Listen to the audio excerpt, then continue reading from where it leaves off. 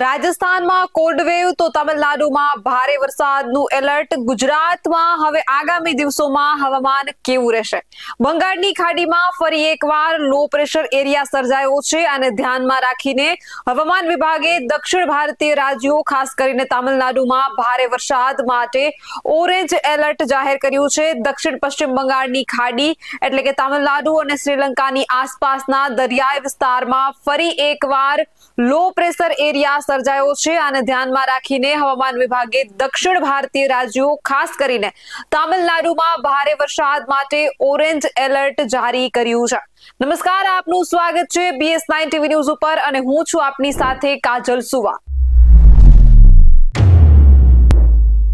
આંદમાન અને નિકોબાર ટાપુઓમાં 40 થી 60 કિલોમીટર પ્રતિ કલાકની ઝડપે પવન ફૂંકાઈ શકે છે. માછીમારોને દરિયો ન ખેડવાની સલાહ આપવામાં આવી છે.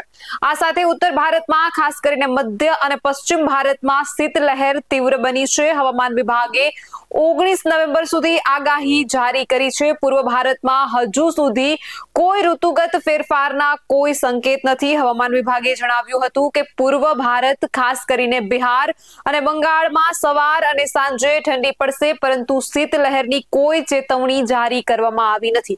તો આ બધાની સાથે ગુજરાતમાં કેવું વાતાવરણ રહેશે, કેવો વરસાદ થઈ શકે છે, એટલે કે કમોસમી વરસાદ કેવો થઈ શકે છે, કાતિલ ઠંડી પડશે તે અંગેની હવામાન વિભાગે જે આગાહી જારી કરી છે તેના વિશે પણ વિસ્તારથી ચર્ચા કરી લઈએ. બંગાળની ખાડીમાં વધતી જતી પ્રવૃત્તિને ધ્યાનમાં રાખીને ભારતીય હવામાન વિભાગે કેરળ, માહે અને દરિયાકાંઠાના આંધ્રપ્રદેશ અને આંતરિક કર્ણાટકમાં ભારે વરસાદની ચેતવણી જારી કરી છે. તમિલનાડુમાં હાઈ એલર્ટ આપવામાં આવ્યું છે. હવામાન વિભાગે રવિવારે જણાવ્યું હતું કે ચેન્નાઈ અને તમિલનાડુના અલગ અલગ સ્થળોએ ભારે વરસાદની શક્યતા છે. શ્રીલંકાના દરિયાકાંઠે દક્ષિણ પશ્ચિમ બંગાળની ખાડી પર ઓછા દબાણવાળા ક્ષેત્રની રચનાને કારણે આ વરસાદની આગાહી આપવામાં આવી છે. તમિલનાડુના પુડુક્કોટ્ટાઈ, તિરુવરુર અને મયિલાદુથુરાઈ જિલ્લાઓ માટે આજે ઓરેન્જ એલર્ટ જાહેર કરવામાં આવ્યું છે, જ્યારે થુથુકુડી, મદુરાઈ, નીલગિરી, શિવગંગાઈ અને અન્ય ઘણા વિસ્તારો માટે યલો એલર્ટ જાહેર કરવામાં આવ્યું છે. દેશના અનેક રાજ્યોમાં કાતિલ ઠંડીની પણ આગાહી આપવામાં આવી છે. હવામાન વિભાગ એટલે કે IMDની નવીનતમ આગાહી પ્રમાણે કેટલાક રાજ્યોમાં શીતલહેર અને શીત દિવસની ચેતવણી આપવામાં આવી છે. IMDએ જણાવ્યું હતું કે 17 અને 18 નવેમ્બરના રોજ મધ્યપ્રદેશ અને છત્તીસગઢના અલગ અલગ ભાગોમાં શીતલહેરની સ્થિતિની સંભાવના છે, જ્યારે પશ્ચિમ રાજસ્થાન, મધ્ય મહારાષ્ટ્ર અને વિદર્ભમાં પણ શીતલહેરની સ્થિતિની અપેક્ષા છે. 17 થી 19 નવેમ્બર દરમિયાન પૂર્વી રાજસ્થાન અને છત્તીસગઢ માટે શીતલહેરની ચેતવણી છે અને ઝારખંડના અલગ અલગ ભાગોમાં પણ કોલ્ડ વેવની આગાહી આપવામાં આવી છે. કોલ્ડ વેવથી સૌથી વધુ પ્રભાવિત રાજ્ય રાજસ્થાન છે.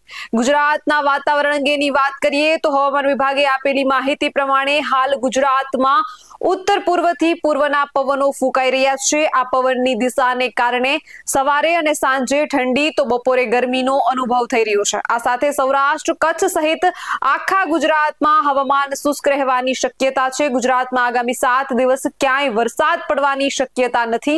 આગામી 7 દિવસ તાપમાનમાં કોઈ મોટો ફેરફાર થવાની પણ શક્યતા નથી. હવામાન વિભાગે આપેલી માહિતી પ્રમાણે ગુજરાતમાં છેલ્લા 24 કલાકમાં વરસાદ ક્યાંય પણ પડ્યો નથી. આ સાથે આગામી 24 કલાકમાં પણ વરસાદની કોઈ આગાહી આપવામાં આવી નથી. ગુજરાતમાં લઘુત્તમ તાપમાનની વાત કરીએ તો ગુજરાતમાં સૌથી ઓછું લઘુત્તમ તાપમાન નલિયામાં 12.4 ડિગ્રી નોંધાયું. આ સાથે કંડલા એરપોર્ટ પર 13.5 ડિગ્રી સેલ્સિયસ તાપમાન નોંધાયું છે. કેશોદ, રાજકોટ, વડોદરા, ગાંધીનગર અને ડીસામાં 14 ડિગ્રીથી ઉપર તાપમાન નોંધાયું છે. તો અમદાવાદમાં 16 અને સુરતમાં 18.8 ડિગ્રી લઘુત્તમ તાપમાન નોંધાયું છે. આજે આપણે હવામાન વિભાગ અને હવામાન નિષ્ણાત અંબાલાલ પટેલની ગુજરાતમાં ઠંડી અને વરસાદ અંગેની આગાહી પણ જાણીએ. ગુજરાતમાં ધીરે ધીરે ઠંડીનો પારો વધી રહ્યો છે. ફરીથી વહેલી સવારે અને રાતે ગુલાબી ઠંડીનો અનુભવ થઈ રહ્યો છે. તો બીજી બાજુ દેશના અનેક રાજ્યોમાં ભારે વરસાદની આગાહી આપવામાં આવી છે. હવામાન વિભાગે 7 દિવસ ગુજરાતનું વાતાવરણ શુષ્ક રહેશે તે અંગેની આગાહી જારી કરી છે. જ્યારે હવામાન નિષ્ણાત અંબાલાલ પટેલે આગામી દિવસોમાં ગુજરાતમાં માવઠું થાય તે અંગેની શક્યતા વ્યક્ત કરી છે. તો આજે હવામાન વિભાગ અને હવામાન નિષ્ણાત અંબાલાલ પટેલ ઠંડી અને વરસાદ અંગે શું કહી રહ્યા છે તે પણ વિસ્તારથી જાણીએ.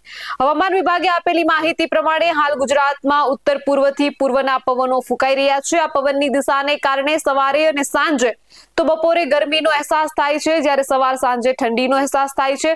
સાથે સૌરાષ્ટ્ર, કચ્છ સહિત આખા ગુજરાતમાં છેલ્લા 24 કલાકમાં શુષ્ક હવામાન છે અને આગામી 7 દિવસ પણ હવામાન સૂકું રહેવાની શક્યતા વ્યક્ત કરાઈ છે. ભારતીય હવામાન વિભાગ પ્રમાણે તમિલનાડુ, પુડુચેરી અને કરાઈકલમાં છૂટાછવાયા સ્થળોએ ભારેથી અતિ ભારે વરસાદ પડી શકે છે. આંધ્રપ્રદેશ, કેરળ અને માહે તેમજ તમિલનાડુ, પુડુચેરી અને કરાઈકલમાં છૂટાછવાયા સ્થળોએ ભારે વરસાદની આગાહી છે. આ સાથે આંધ્રપ્રદેશ, કેરળ, માહે, તમિલનાડુ, પુડુચેરી અને કરાઈકલમાં વીજળી પડવાની પણ શક્યતા છે. સાથે વાવાઝોડાની આગાહી પણ વ્યક્ત કરવામાં આવી છે, એટલે કે વાવાઝોડા જેવો પવન ફૂંકાઈ શકે છે. આ સાથે કોલ્ડ વેવની આગાહી પણ કરવામાં આવી છે. 18 થી 19મી નવેમ્બરના રોજ પશ્ચિમ મધ્યપ્રદેશના કેટલાક સ્થળોએ ઠંડીથી લઈને તીવ્ર ઠંડીની સ્થિતિ રહેવાની શક્યતા છે. હવામાન નિષ્ણાત અંબાલાલ પટેલની આગાહીની જો વાત કરવામાં આવે તો 26 નવેમ્બરથી ડિસેમ્બરની શરૂઆતમાં બંગાળના ઉપસાગરમાં એક ચક્રવાત બનવાની શરૂઆત થઈ શકે છે. આ વાવાઝોડાની અસર ગુજરાત સુધી આવવાની શક્યતા રહેશે, જેને કારણે દક્ષિણ ગુજરાતના અનેક વિસ્તારોમાં માવઠું થવાની શક્યતા છે. 19 નવેમ્બરથી અરબ સાગરમાં હવાની દબાણવાળી નબળી સિસ્ટમ ઊભી થવાની શક્યતા છે, જેને કારણે દિશા પ્રવાહમાં નાના મોટા ફેરફારો થશે. અંબાલાલની આગાહી મુજબ રાજ્યમાં 18 ડિસેમ્બર સુધી એકાદ બે રાઉન્ડ વરસાદ પડી શકે છે. પશ્ચિમી વિક્ષેપ સક્રિય બનતા ભેજ અને પવનની દિશામાં ફેરફાર થઈ રહ્યો છે, જેના કારણે હવામાન અચાનક ભેજવાળું થઈ શકે છે. ખેતીના સંદર્ભમાં આ સમયગાળો મહત્વનો બની શકે છે. સાથે તેમણે જણાવ્યું છે કે 22 ડિસેમ્બર બાદ રાજ્યમાં કાતિલ ઠંડીનું જોર વધશે. પવનની દિશા બદલાતાની સાથે જ ઉત્તર તરફથી પવનો આવતા રાત્રિના તાપમાનમાં ભારે ઘટાડો થશે. તે બાદ 27 ડિસેમ્બર આસપાસ અને ફરી 11 જાન્યુઆરીએ હાડ થીજવતી ઠંડી પડવાની સંભાવના વ્યક્ત કરવામાં આવી છે. આ બંને તબક્કા દરમિયાન રાજ્યના મોટા ભાગના જિલ્લામાં રાત્રિ તાપમાન સામાન્ય કરતા ઘણું ઓછું પડી શકે છે. આવા જ વધુ અહેવાલ સાથે મળતા રહીશું. તમે અમારી YouTube ચેનલને સબસ્ક્રાઇબ કરવાનું અને અમને Facebook અને Instagram પર ફોલો કરવાનું ચૂકશો નહીં. બાકી અવનવી અપડેટ મેળવવા માટે આપ જોતા રહો BS9 TV ન્યૂઝ.